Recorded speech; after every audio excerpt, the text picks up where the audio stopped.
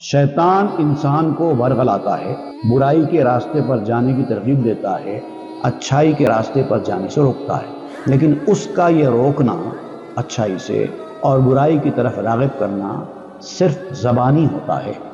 شیطان خود کسی کو برائی کے راستے پر نہیں ڈال سکتا، وہ انسان کے نفس کو استعمال کرتا ہے۔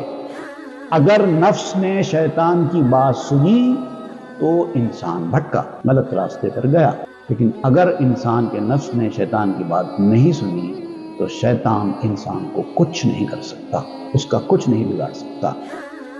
اب جو انسان کا نفس ہوتا ہے وہ شیطانی خباثتوں والا ہوتا ہے، اسی لیے شیطان کی باتوں میں آتا ہے۔ اگر نفس کو پاک کر لیا جائے تو شیطان سے انسان کو کوئی خطرہ نہیں ہوگا۔